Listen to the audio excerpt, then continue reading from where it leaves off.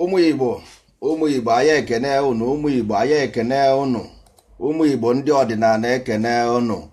Anyị si udo dịrị unu, anyị si udo dịrị unu, ndị ọdịnala si udo dịrị unu ebe ọ bụla unu nọ. Ụmụ Igbo anyị na-ekene unu, anyị si ka anyị kene unu n'ụbọchị taa dịka anyị si bụ ekene unu ekene.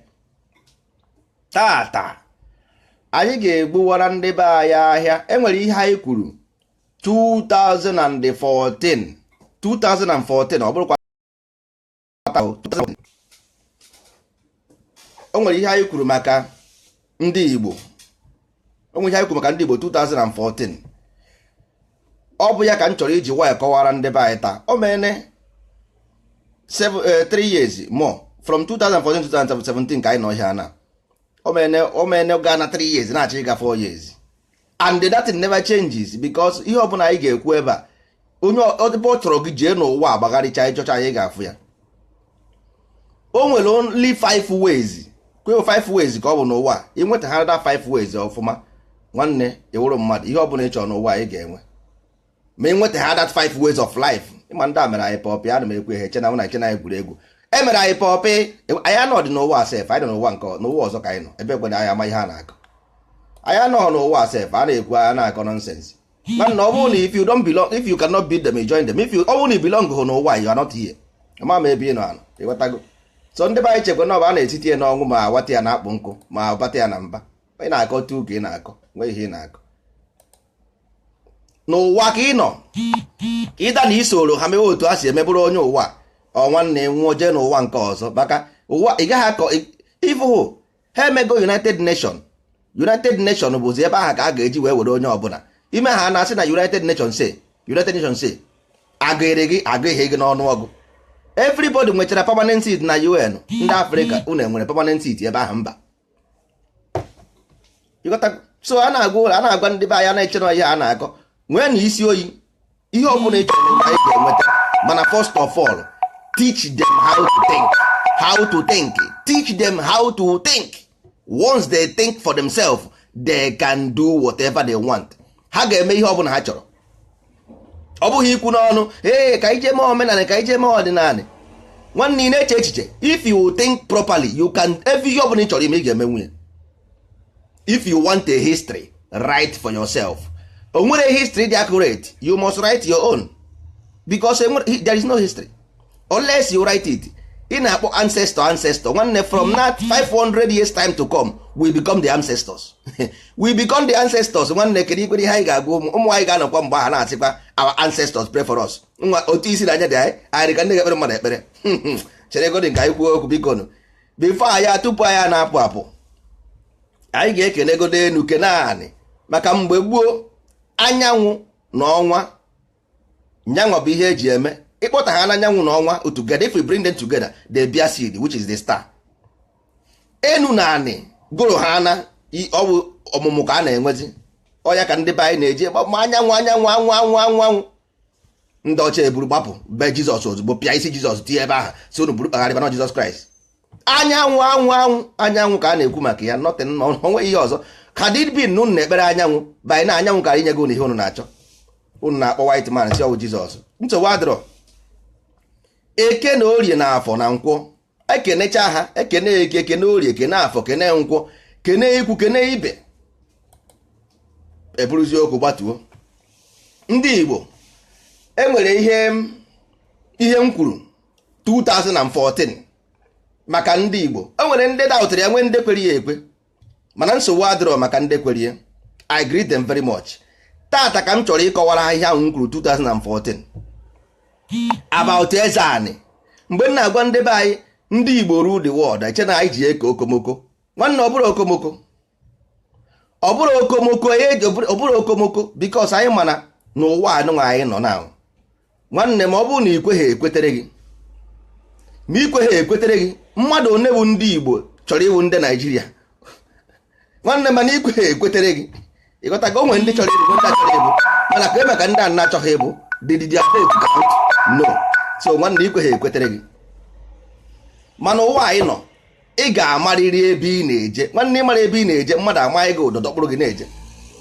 Ma ịmara ebe ị na-eje, mmadụ ga-amaghị gị ụdọ ị na-azọzi isi onwe gị like this. Na hapụrụ m aka na ọ dọkpụrụ gị na-eje ị na-azọ isi onwe gị azọ n'ụwa olesi ma ihe ị na-eme.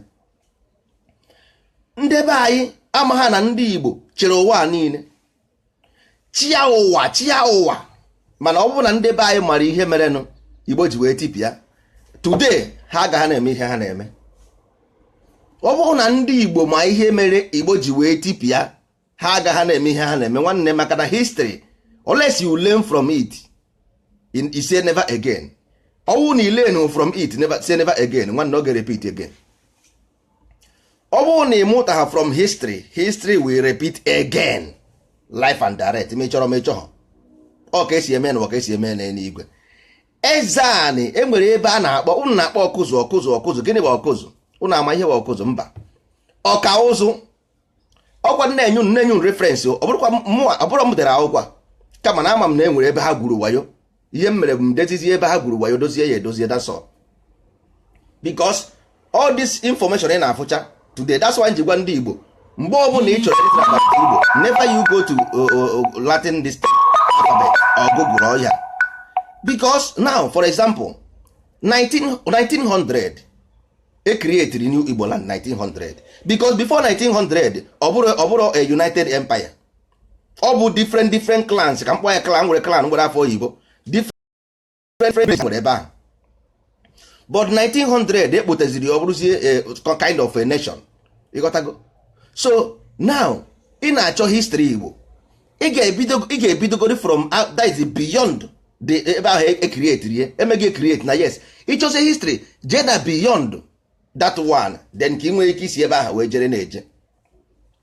Enwere ihe m post na my page this yesterday about Ezani ka Ezani si wee chia Ọkụzụ Empire.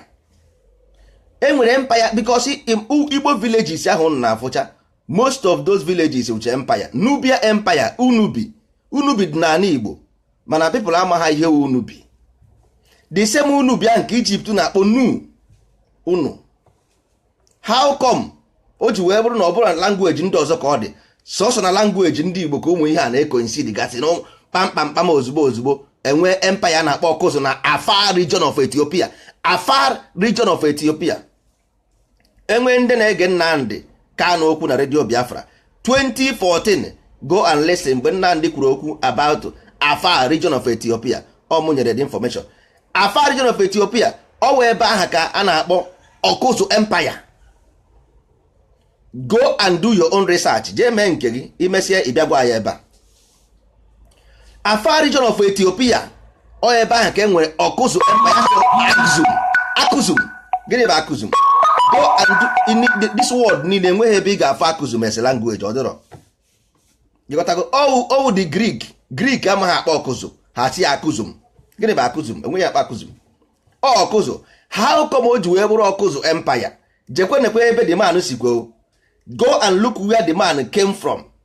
Gaa na ihe the man na-ere. The man sell gịnị? Ihe a na-ekwu bụ the age of Iron Age mgbe a na-eme metals. Kedu ebe a na-eme metals n'Africa?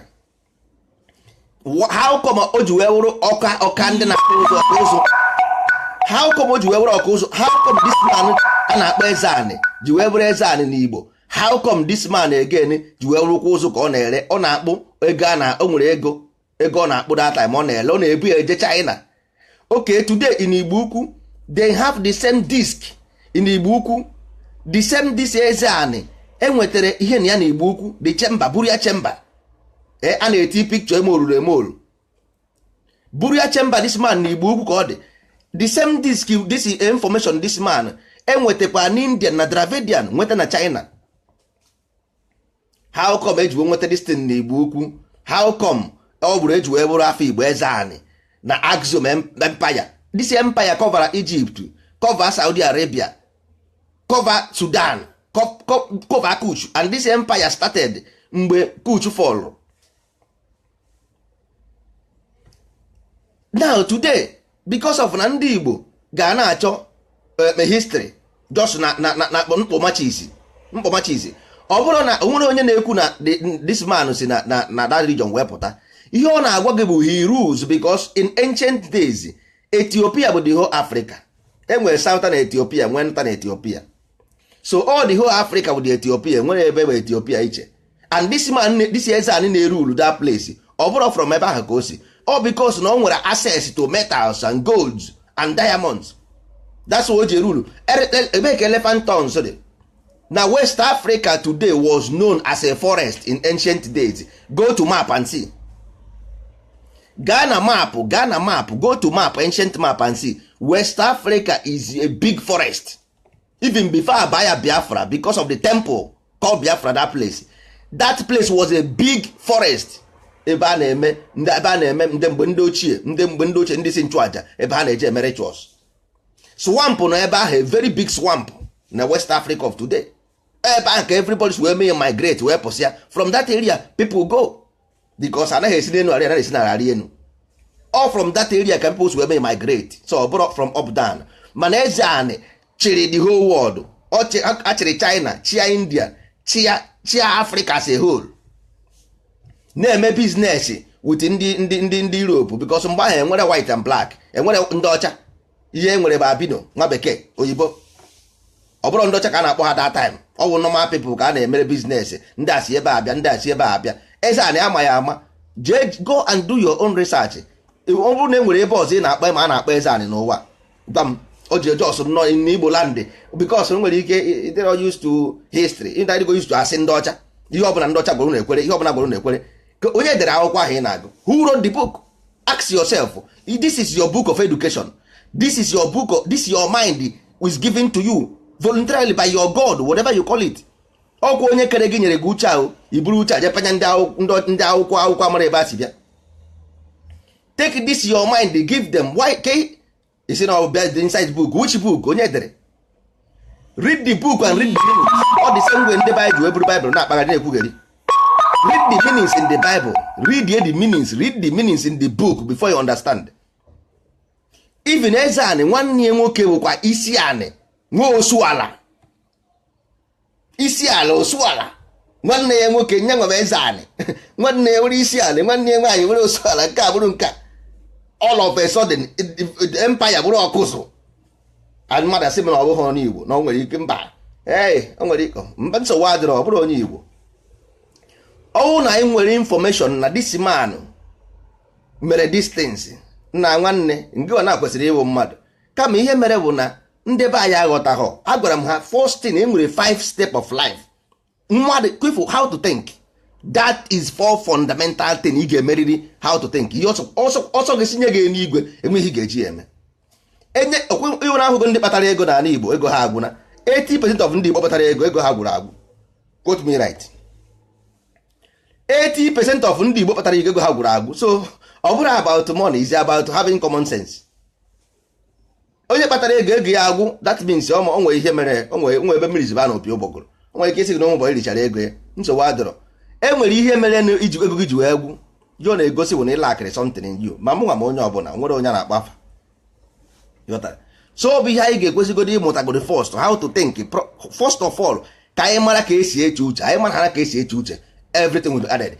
If one man a na-akpọ eze anị with ụmụnne raised from forest wee jee ebe a na-akpọ north of Ethiopia, jee ebe a found an empire, na-ele elephant talks ka na-akpọ ya gị elephant talks, na-ele ụzụ, ụnụ na-akpọ ụzụ ka eji mara ịkpụ ụzụ, na-eme those things. If your ancestors can do that thousands of years ago, today now anyị na-ayọ biko, na-ayọ ndị ụwa niile biko. Nna Chineke mekwere ndị anyị ebere, mekwere na ụmụ Igbo ebere. Ọkwa ndị Igbo lakịrị information, na ọkwa na ha lakịrị information to their past. Had it been na ha mana ha dị great, ịgbagasị ndị Igbo never invaded anybody. Nna, go and read that thing. Go ihe ahụ ndere ebe ahụ. Go and read that thing. I post to me on my Facebook page. Ga gụọ ya. This year Zane conquer Saudi Arabia. Conquer Saudi Arabia, seize here under his watch. Ka ihe mere o ji daa 7th century. Mgbe the man mechaziri nwụọ, another person ba. Ka ihe mere ka another person bara. Etipia ha. Etipia ha the empire. Ka ndị tipiri ya ndị isi ala. Ọ ndị isi ala tipia the empire. Nọdịkwa na ọ ga-emekwa n'anya ọzọ. Nke mere mbọ omekwa ọzọ. Ịghọtara? So ihe nna ayọ ndị Igbo bụ na biko nụ ọgụ hụrụ isi a Chukwu nyere ụnụ. Anyị mana mgbe anyị na-eje akwụkwọ mathematics na-eme ọbata na klaasị onye ọbụla wa mathematics bata na klaasị onye ọbụla onwe chọrọ ime masị mana ebe ahụ bụ the key of life. Ma mụ ma onye nwa o mana ọ mathematics bụ the key of life. Onwere ihe ọbụla a ga-eme this universe ị na-afọ mathematics ka ọ geometry ọ mathematics ka ọ bụ mana onwe onye chọrọ ya achọ mana ihe ọbụla anyị na-eyuzu n'ụwa is maths ọ mathematics mana onwere ya laikiri ya ndị mara laikiri ya mana ndị laikiri ya laikiri ọha nwa na-achị ụwa ọ ndị chọrọ ya na-achị ụwa ndị nchọrọ ya na-achị ụwa ọ bụrụ na onwe onye laikiri maths ka a na-arụghazi isi na-agbaka mmadụ ebe a mana nwanne ọnwụ na ikweghị ekwechitere gị ekweghị ekwe na ekwe n'wute ekpere. Nna nna anyị ha mere ọfụma they did great unfortunately but ịmagono every empire rise and fall mana e nwere ụmụ ngwọrọ bịakwara along the line o bịa wuzie mmadụ na complete even after the empire fall nri then still go and found nri you got to go found what the whole ihe had n'Igbo land then founded it because ọsọ gbara ndị isi ala bere ebe aha chụọ gụọ everybody ịbịa gụọ everybody ịba onye ọbụla afọrọ egbuo even ndị ụnụ na-akpọ ụmụnne ụnụ nna sị nna so ha eje eme ụnụ eje eme synagogue ha so chụọ anyị ndị ụnụ si eme synagogue a today ha so wee gbuo anyị chụọ anyị apụọ gbachikwazi ebe anyị si wee pụta ụwa anyị si na forest wee pụọ je ka anyị je baa uru ndị achọrọkwa anyị chụbakwa anyị n'ime forest back anyị rụzie n'ime forest back ngwazi onye nwaanyị ịba at the end of the day the fittest survive and we as a fittest we survive it. Ndị ọzọ awara ọsọ onwe ndị ọzọ nọkwa ebe ahụ awara ọsọ anyị akpakọrọzie everywhere. Ụmụ ngwọrọ apụtazie hapụzie ihe nna nna ha mere mebe ihe ọzọ mebe ihe ngwọrọ. Nna nna ha bụ otu heavy strong man o ndị aba gwọrọzie naanị taba ọjị kọbatu ka ihe medịrị after ka ha gwọrọ naanị kọba nonsense anyị abazie n'ezigbo nke akụkọ je ịgụcha datin ị ga-afụ ebe ndere 940 AD ka the empire fọlụrụ. Kedu mgbe nri found? Nri was found in what? 948 AD according to information. It might be before, it might be after, but at least anyị na-enye accurate go ara bụ na eme mistake ịghọtago mana enweghị past history dị accurate but at least more or less according to information of today na nri was found 948 AD and this empire fall 940 AD. So how come all this thing will be combined and ha gwa gị na ha amaghazi ebe eze anị nọ na ha amaghazi how his way all of a sudden onye Igbo ọbụla eme isie onye Igbo mgbe ọbụla ekwughara okwu Igbo history asị afụhụzi ya ma a ga-afụcha nke Egypt 5000 years fụ nke everybody 20,000 years oru ha na nke ndị Igbo asị na afụhụzi the history na agbaghazi ebe o jere n'ọnwa omeisie the plane abataghozi plane ji wee fuo. Ọ naghị adị unsurprise oh the whole right anyị ha ma akpọ ezigbo okwu afa ndị ma ihe na-ekwu about right ha niile ewe Igbo information ka ha ji ha niile. In the olden days normally magic is normal thing but today people know magic as miracle miracle. In the olden days all part of life magic mana today all miracle ka na-akpọ ya because ịchọ ihe ọ bụla iche ime mmadụ iberibe education ka ị na-ediri nye education iberibe onye agha onye iberibe simple as ABCD because there is no onwere ịhụ ụwa dị just look at the world. Ịkpọrọ nwatakịrị gaa na ụmụ anụmanụ debe ya ebe ahụ nwatakịrị ha too ọ gaghị na-ekwu okwu ọ ga-agba ogbu ọ ga na-ekwu ụmụ anụmanụ na nsị ekwu okwu. Ọ bụ ihe ndị be anyị na-achọpụtabeghị destin ha aghọtabeghị. Ịmụọ nwa na Amerịka nwanne na ọ ga-asụ oyibo, ịmụọ ya na France ọ ga-asụ French, ịmụọ ya na Spain ọ ga-asụ Spanish automatically. That is nature. So ihe ọ na-egosi gị bụ na if you want to breed a scientist nwanne as long as ị mụrụ ya kụzibere sayensị otu ọbụrụ scientist ị gaghị akpụje nwatakịrị ka ọ na-ere ube mgba na pure water na-ebugharị ji na garị n'isi oruo echi mewe expect ka ọ bịa na-arụ plane na n'ụgbọ mmiri. Ọhịa ichere kedu onye n'ime anyị nwere proper kindergarten education? Gwagodi m how many of us nwere proper childhood education? Proper how many of us today anyị na-ebe akwa na enwe ihe anyị rụpụtabụrụ nna nwanne kedu ihe ị ga-arụpụta?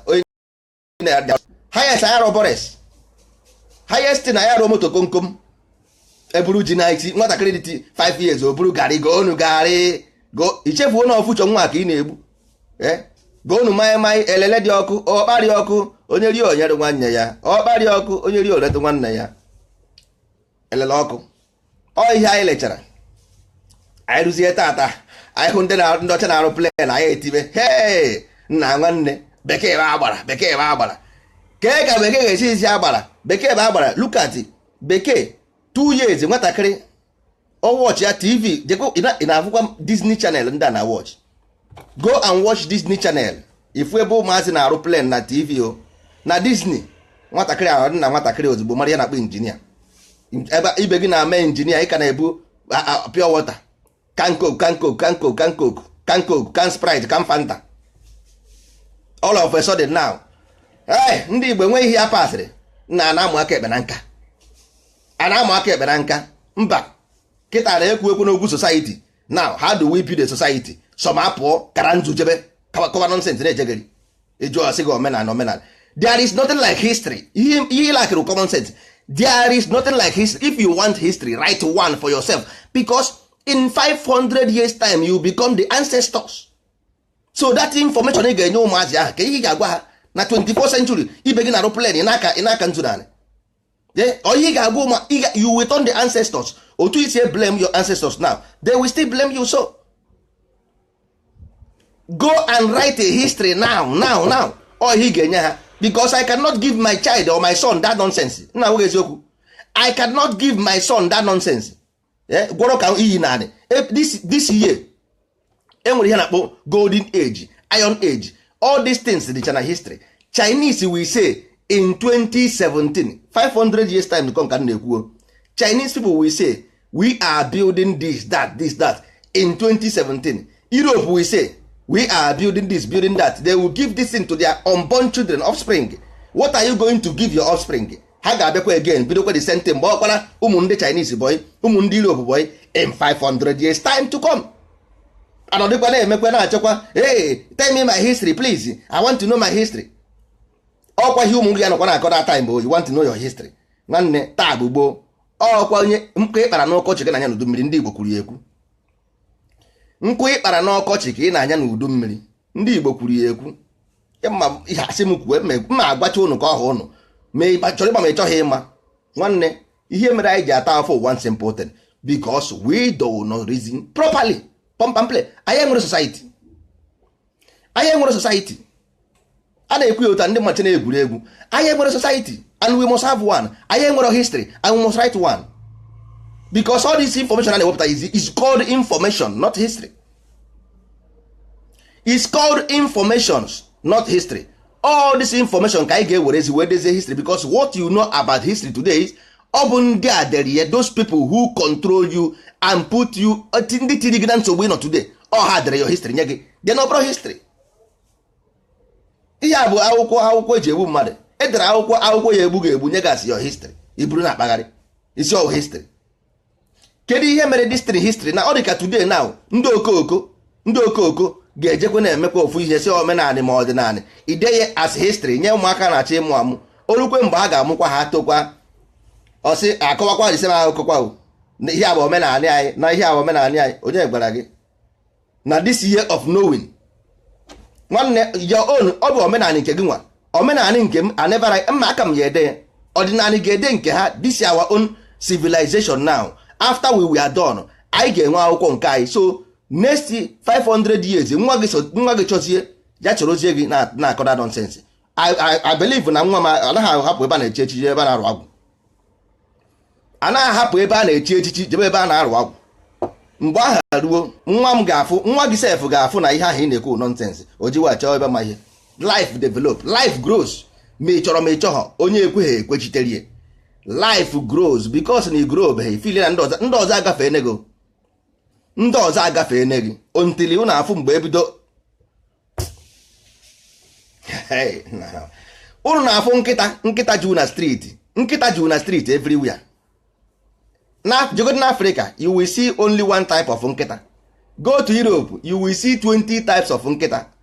Ị na-achọ ịgwa na ndị mere nkịta ihe enweghị ike ime mmadụ ohi na-akọwa ohi na-akọwara m na ndị mere nkịta ihe amaghị eme ya mmadụ because ha nwere ike ha emewe gị sef idonno enwere ike ha emewe gị idonno ị nwere ike ịfụ mmadụ chere nwanne gị nwoke ma na ya bụ onye akpụrụ akpụ na arụsị apịrị apịrị ha na ọ bụghị mmadụ.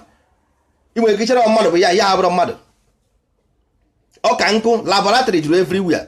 You can anything ọ bụla ị chọrọ n'ụwa as long as you a man you can do it. ige as long as ibe man ọkwa ha manụ nke ndị isi ojii man n'elu ọnụ ịgwa ya okwu sef ga-abalị uru kama ọ ga-eme datin ọtụọ gị iro kama ọ ga-eme ihe ahụ ị gwara ọtụọ gị iro why ji gwa ya eziokwu why did you tell me my problem ka iji gwa m eziokwu achọghị m ịma eziokwu ị chọrọ ị na-ata ahụfụ nsogbu adịrọ who cares mana ihe m na-ekwu bụ na agụgo okwugo m pump and play ọdịnala nke anyị bịara bụ to elevate nwanne ọ bụrụ na e nwere nke iji dị mma before jide ya we don't care ihe anyị chọrọ bụ ọdịnala nke ọ ga-eme anyị mechaa anya ụmụ anyị were na-ama atụ ọkwa nke ọ ga-eme ruo ebe ahụ ebidokwa n'isi debate ebidokwa n'isi debate again another debate no ụdị nke eze anyị a ka anyị chọrọ ụdị nke eze anyị mere nke a ka anyị chọrọ nke eze anyị asị anyị nara ha Saudi Arabia nara ha Yemen nara ha Ethiopia nara ha nka ụmụ gị fụ ya asị ya our ancestors are great ọwụghị pụta isi ha bịara nara anyị ha nye anyị Christianity ndị ọcha ndị a must die nonsense mba anaghị ịgwa ha nwa gị hụghara natin ozugbo ọma na mpịa bụ onye ngwọrọ ya ha ọkọ nonsense jewara mana at least ọwụ na ọfụcha the history a na eze otu eze anyị si wee eze anyị nwediho Africa China India chọsịa onye Igbo ọ bụ na Igbo adịstịrị ọ dị proud of himself ọ bụ asị na ndị Igbo enweghị ebe akọ nkara ndị Igbo peaceful people ndị Igbo achọrọ nsogbu nwanne ịhụ na ịchọghọ nsogbu achọta gị nsogbu na-abịa mmadụ kụọrọ gị aka n'ụzọ nsogbu na-abịa na ụlọ kụọrọ gị aka kpamkpam imeghe ụzọ maa gị ezigbo aka ntị paa isi na ịchọrọ nsogbu ị ka na-asị ya gịnị ka m mere gị ọ tụkwasị gị ya na nke ọzọ kwa Baịbụl sị ga-ama gị ngị bidobere nke ọzọ ka ọ makwụrụ ịhụ ya ama gị ebe idebe ntiri amagide gị ntiri ahụ echie idebe kwụsịrị otele gị ka ọ gbaa gị ụkwụ na ya ndị ara so nwanne ọdịnala nke anyị bịara bụ nke ọmaha ebe unu chere anyị na-aga onye ka eji agwa ụnụ asị na agwela anyị ihe na-eme na anyị gwa ụnụ ihe anyị na-eme mba Chukwu ahụ ekwe were ọgwụ olekwara ụnụ a na-akọ ụdị akụkọ ahụ akọ so ihe anyị bịara bụ ala Igbo ịdị mma ọ bụrụ nke abụghị mere mmebi ka anyị abịaghị emebi mana anyị achọghọ nke nkịtị anyị achọghọ nke ndị nkịtị anyị chọrọ nke ndị eze anị bụ nke anyị ma infọmeshọn eze anị juru anyị afọ sọsọ infọmeshọn anyị fugoro since eji agba tịkatịka anyị gbochiri ebe a chi ebe anyị na-achọ the proof evidence to prove it eze a na-enye gị the evidence and enweghị ga-anapụ anya ọsọkwa Grik bi ebe a na-agba anyị na ọ bụghị onye Igbo ntị a rie nsị gwa m onye na-aza eze anị n'ụwa onwe onye ọzọ na-aza eze anị gwa m akịtịkpa wuchie gị anya o nwere ebe ọzọ na-aza eze anị kwuo ya ka o nwere ebe ọzọ na-aza ọkụzụ n'ụwa onwe ebe ọzọ na-aza ọkụzụ n'ụwa kwuo ya ancient Igbo land even ebe anyị nọ today was called Ethiopia. So this thing happens in Ethiopia. The map shows where Ezani came from. Ọ dị ebe ahụ na my site, go there you see. So kedu ihe ọzọ ya agwa m na ọ bụghị this man, ọ bụghị onye Igbo bụ ihe a Igbo history ebido from British na arrow war or nonsense or slavery or bullshit. No, we are empire before ndị abịa na-akọ nonsense ebe a. Nwanne ihe ọ bụla Igbo before ị ga-abụkwa ya again unless men chọ ya. If you do anything you do today, ọwụ na ị chọrọ ị ga-emekwa ya ọzọ as long as not na your gene, ihe genetic memory. Ị bụrụ onye ngwọrọ, ị bụrụ onye luzuru eluzu. Ihe mebụ na enwere ndị those people ị na-afụ today na-eje ụka ndị Christianity a ọ bụ their father bụ ihe bitere Igbo land go to Christianity convert. All their father betrayed Igbo land because ihe agwọ mụrụ aghaghị ito ogologo. Ndị a na-agwasị na chọọchị pụta ha ajụ ọ bụ ha nwa bụ ndị agha na-eje ụka taa ọ bụ nna ha bụ ihe rere ndị Igbo life because ihe ọ bụ na agwọ mụrụ na-eto ogologo life and direct. Mụnwa na onwe m ga seminarị mgbe m ruru ebe ahụ mfụ na ihe ndị a na-eme ebe edoghị m anya ntị mba amụnwa na onwe m si onwe m hey mba na-enwere ihe ndị a na-eme ebe a ihe anaghị adị ọ dịghị m ka iziokwu mba at the end of the day ngụbazie mbazie into ihe ndị ọcha na-eme wata ihe a na-eme ebe ahụ mana ọ maka anyanwụ ka a na-egwu anyanwụ dị so powerful anyanwụ and the moon they are so powerful but you don't know had it been ni ya sịkwa ngije ekpere anyanwụ had it been ni na-ekpere anyanwụ ekpere nka ma ọzara ga-ekpere as well nka ma ọzara ga-ekpere mana nke eti buru picture na-eme exist never existed buru na akpagharị mgbe eze anị converted to Christianity there was no image of Christianity of Jesus Christianity was founded of sun, anyanwụ, monotheism, to worship one God. Ọwụkwa na magic adịghọzi o. You will be doing your magic and giving venerate to God. Na-venerate God. Before ndị abụrụ image save slave image ya kpatara anyị si anyị na-eji gba anụ na-eji wee efe anyị bụrụ na-akpagharị n'ụwa ata 24th century ebe ndị information juru ebe niile ka ị ya agba onye ojii na white man ọ bụghị Jizọs. Ọ sị gị gịnị? Our problem is not God, Jesus. Our problem is not Christianity. Our problem is not religion. Then what is the problem? I just say, what is the problem then? Ebe ọ bụ na Bible si anyị don't do this, all the whole book ga-egosi anyị science, technology. Bible si anyị don't read it. Ọ gwara anyị agụ na ya. Even ịgụgode agụ ọ bụrụ literal one nke a ga-akụziri gị bụ nke eji arụ ọrụ na ndị rụgoro arụ. So ka ekwere ihe wụzi ihe ji anyị gwa m ihe ji anyị na ebe ọ bụ na ndị na-eti isi anyị na ndị ụka na-anụ ọgụ, ndị na-eti isi anyị na-achị si na ndị ụka anya ha ebi. So gwazie m ihe wụ the problem. Isi ọ bụghị problem na ọ bụghị ụka wụ problem. Na ọ gịnị wụ problem? I want to know. Zara m ajụjụ. China ọ na-eje ụka? Mba, ha na-eme ọfụma. India ọ na-eje ụka? Mba, ha na-eme ọfụma. Ndị Europe wetara ụka ahụ ọ na-eje ụka? Mba, ha na-eme ọfụma. Ndị Africa na-eje ụka. Ikpegide Jesus, all of a sudden the manna will trickle down from heaven, fall down. Onye ọbụla ribezie ka ndị white. Ọhịa gwara anyị, once you believe, we say na ngozi ga-adịrị onye afụghị afụ wee kwere. Ngozi ga-adịrị onye afụghị afụ wee kwere. Nna nna gị sị gị afụ n'anya ekwe, dọọ gị aka na ntị sị gị afụ n'anya ekwe. Ndị Baịbụl asị gị ngozi ga-adịrị onye afụghị n'anya wee kwere. Kedu onye ga-ebelieve? Nna m nwa ga-ebelieve eze anị si afụ n'anya ekwe.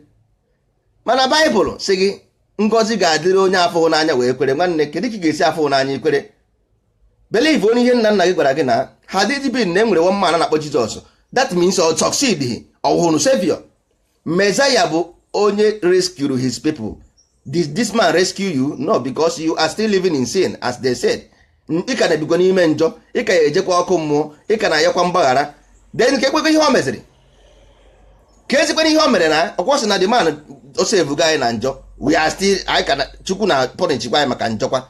Asị anyị no Messiah kwa onye save his people, rescue. O nweghị n'ihe o save anyị ebe a na ndị ugwu ka na mgbu mmadụ ebe a.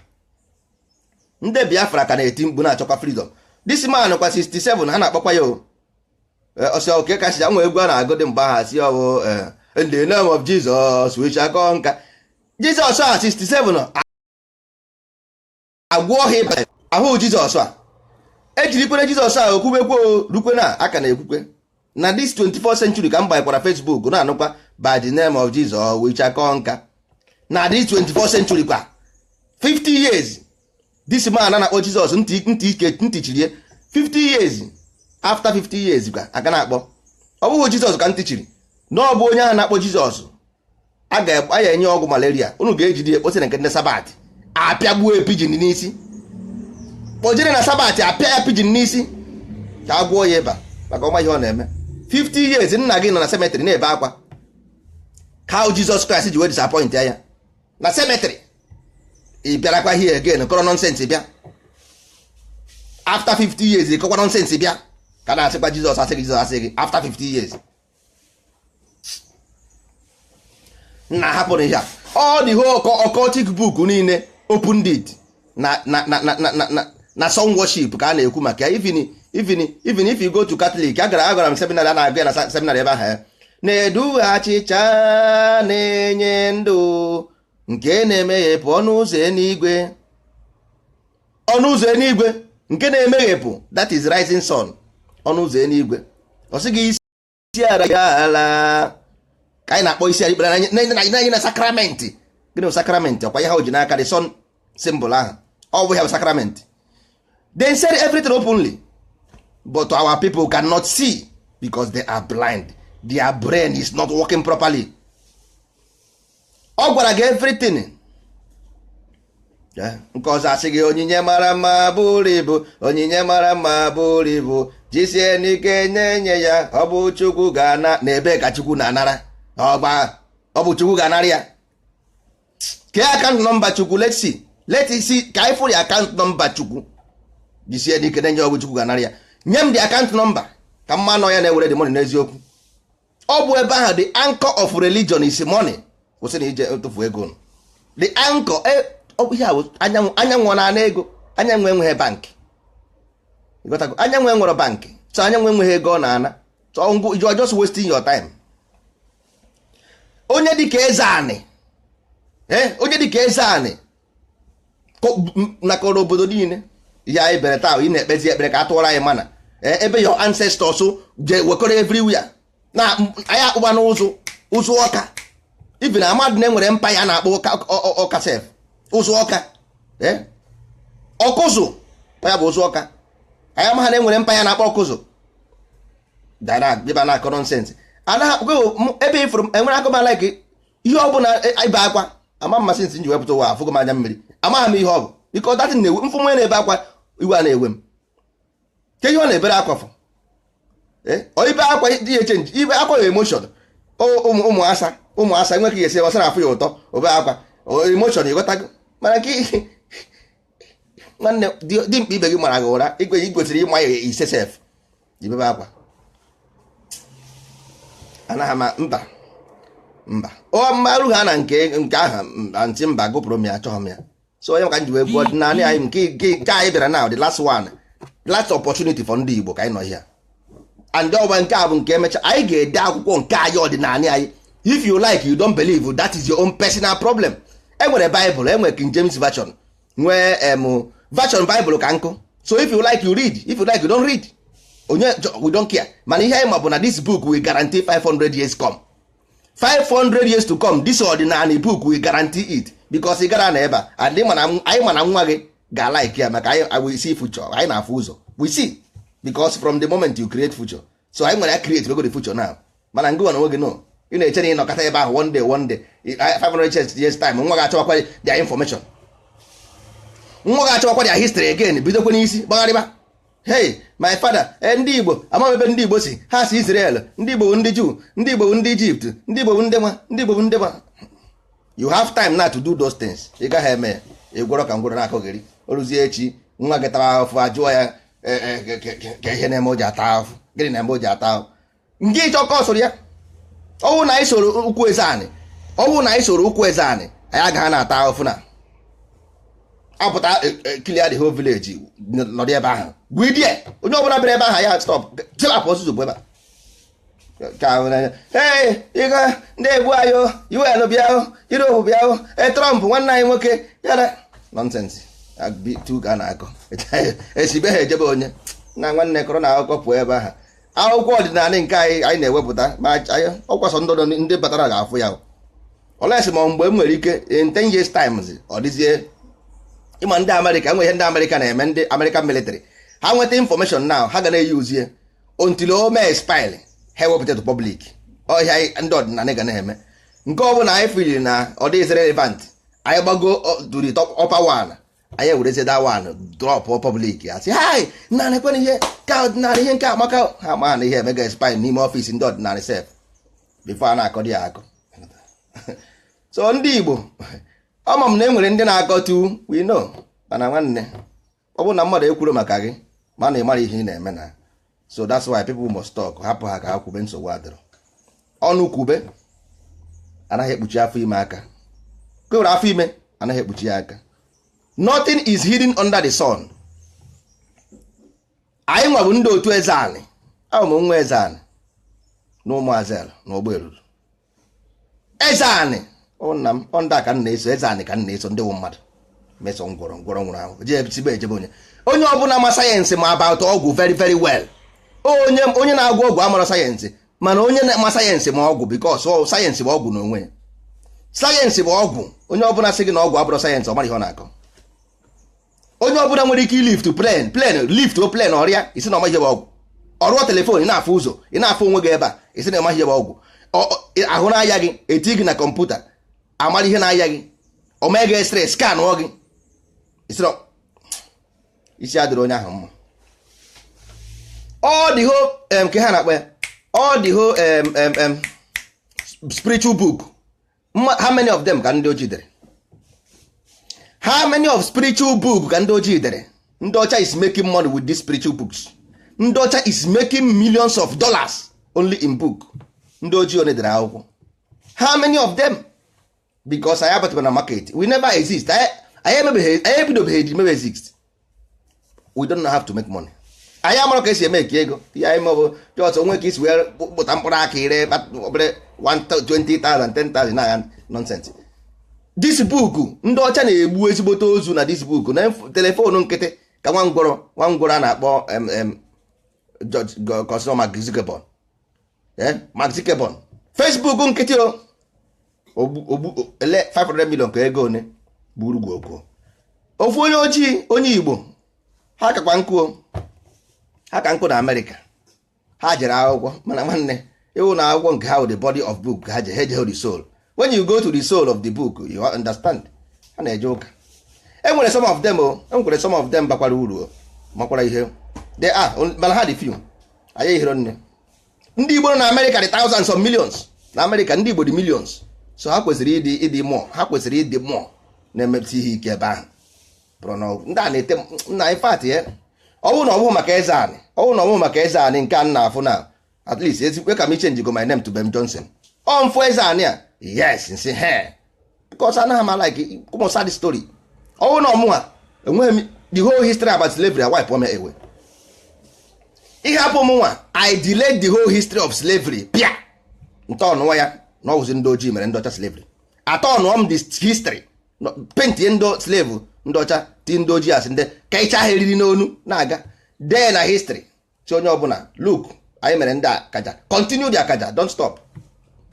Ụmụ ga-eto mebia because onye nna ya dịrị ochi na-eji ụkwụ agbaba ụzọ mana ọ bụrụ na ngwọ ka akpịrị ụdọ n'onu nwa ga-aba n'ime anizo mgbe ọbụla ọ fụrụ ndị akpụrị nna ya ụdọ ụjọ a na-atụ ya.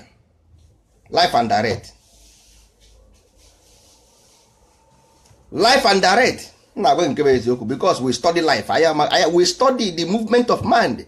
We study the movement of the mind, how the mind participate and penetrate and participate.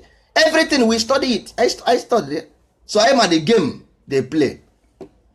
Ihe ọ bụ na about njọ eti onye ọcha anyị dee nke anyị akwụkwọ nke anyị ọdịnala nke anyị onye ojii Chukwu ga-abụ onye ojii na akwụkwọ ndị ọdịnala. Onye ọcha bụrụ ekwentị nwe mpi nwe ọdụ. Onye ọcha ga-abụ ekwentị nwe mpi nwe ọdụ. So ụnụ afụ ya ihe ọbụlazi ebe ọbụla na akwụkwọ ndị ọdịnala na TV ndị ọdịnala ije ebe ahụ anyị gaa na Georgia anyị ewepụta the worst village nọ na Georgia tinye na ala Igbo ha na-ekiri ka ndị ọcha gụsi agụ ha na-ata ahụfụ. Anyị jee na ala Igbo anyị eweta ebe dị mma na-egosi ụmụ anyị ka ha wee nwee ike ihe ahụ just you are developing a mind. Mana for the moment now all the opposite na-eme so you have to ga-eme understand the game. Ihe anyị ga-eme everything will change. Igbo awụrụ super.